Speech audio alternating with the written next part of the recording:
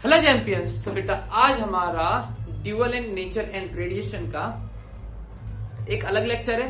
आज के लेक्चर में हम डिस्कस करने वाले हैं जितने भी फॉर्मूला थे सारे सेपरेट फॉर्मूला कर देंगे ताकि आपको कोई कंफ्यूजन ना रहे और आप एक ही बार में सारे न्यूमेरिकल सॉल्व कर सको। और लास्ट में हम डी ब्रोगली वेवलेंथ के बारे में जब फॉर्मूला वगैरह डिराइव करेंगे तो वहां पे उसे एक्सप्लेन कर देंगे कि डी ब्रोगली वेवलेंथ क्या होती है। ठीक है, चलिए हमारी पहली जहां पे पहला शुरुआत होती बेटा हमने देखा था फोटोन के बारे में। तो फोटोन पे बेसिकली सिर्फ और सिर्फ तीन फॉर्मूला लगते हैं एनर्जी पे। पहला फॉर्मूला होता है एनर्जी पे Hc/λ होता है, सेकंड फॉर्मूला होता है एनर्जी पे Hf होता है और थर्ड फॉर्मूला होता है Pc होता है, जहां पे H क्या है, प्लांक कांस्टेंट,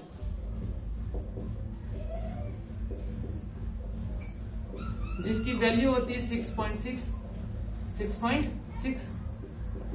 इंटू 10⁻⁻34। C क्या होता है, स्पीड ऑफ लाइट,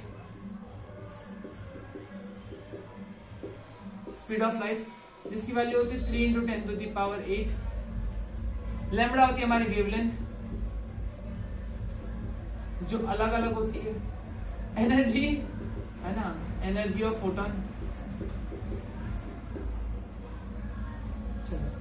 F होती फ्रीक्वेंसी,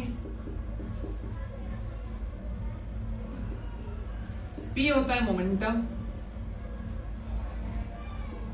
अगर मैं यहाँ पे P की वैल्यू रखूं, P इज इक्वल टू होता है mv, है ना, mv होता है, लेकिन स्पीड कितनी है, फोटोन की स्पीड होती है c। अगर मैं यहाँ रखूं तो क्या हो जाएगा, mc इंटू सी, mc²।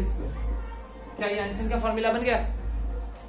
ये जितने फॉर्मूला लिखे थे ये किसके लिए थे बेटा, फोटोन के लिए। किसके लिए थे? सिर्फ और सिर्फ फोटोन। आइए साइड पे लिख दे, इसे एकदम साइड पे लिख देते हैं। E is equal to Hc/λ, E is equal to Hf,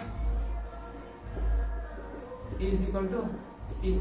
अच्छा, यहाँ पे इन दोनों को कंपेयर किया जाए तो क्या बनेगा, इन दोनों को कंपेयर करो। Pc इज इक्वल टू, देखो P किसकी जगह पे, H/λ की जगह पे, तो ये बन सकता है P is equal to H/λ।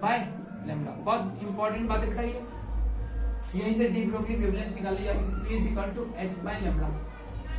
ठीक है, ये चीजें बन गई। क्या ये याद रखना है? नहीं, याद नहीं रखना, कंपेयर करके आप तुरंत निकाल लेना। ठीक है, याद रह जाता है तो बेटा कोई दिक्कत नहीं, लेकिन नहीं याद रहता तो कोई दिक्कत नहीं।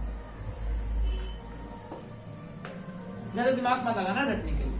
हमारे पास मेन ये तीन फॉर्मूला है।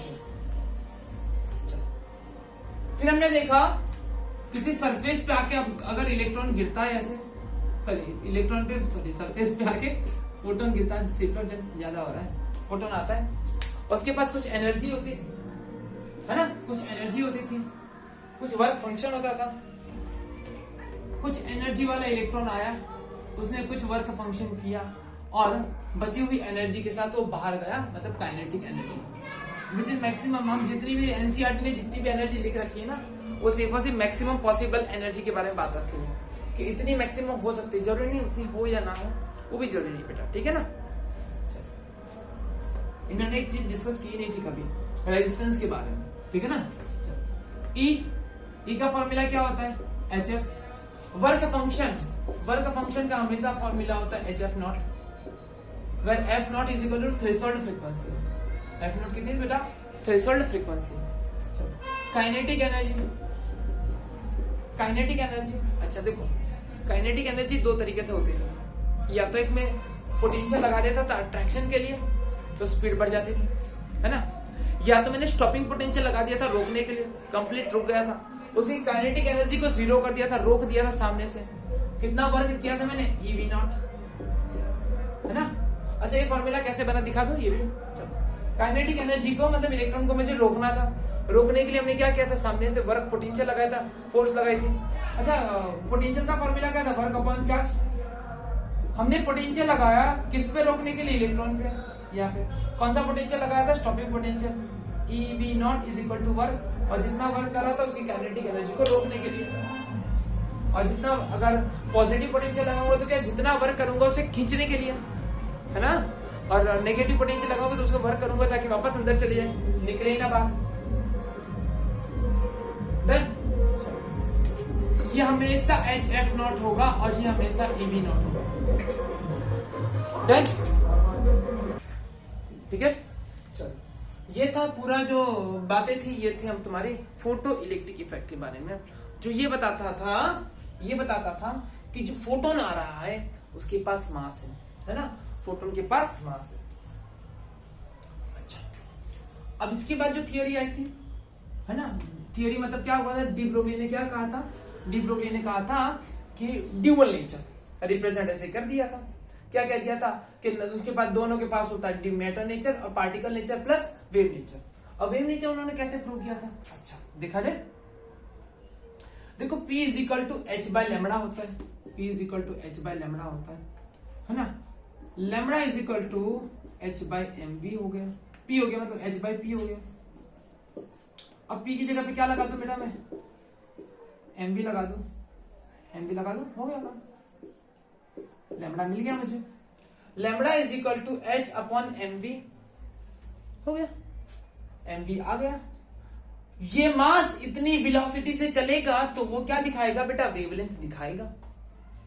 इसे कहा जाता है de Broglie wavelength, de Broglie wavelength. चलो इसमें थोड़ी और कुछ बातें करते हैं, और बातें करते हैं इसमें, जैसे काइनेटिक एनर्जी के बारे में बात करें।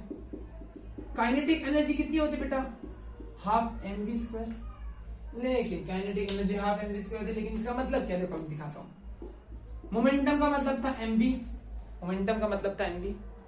एक काम करो, काइनेटिक एनर्जी को दोनों तरफ एम एम से मल्टीप्लाई कर दो, यहां पे एम से मल्टीप्लाई किया, यहां से एम से मल्टीप्लाई किया, एम बी स्क्वायर हो गया। ये हो गया M kinetic energy is equal to half, ये हो गया पी स्क्वायर, है ना। मोमेंटम तुम्हें मिल रहा है, देखो ये 2 यहां पे चला गया, 2m के ई अपॉन मोमेंट, सॉरी हाँ, इज इक्वल टू मोमेंटम का स्क्वायर।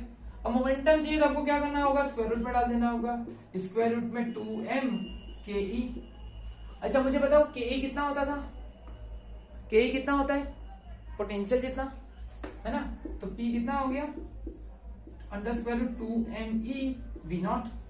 बस ये वैल्यू उठा के यहां पे डाल दो बेटा, ये जो वैल्यू थी lambda is equal to H by P, है ना, ये वैल्यू उठा के यहां पे डाल दो, P की जगह पे under square root 2me V not.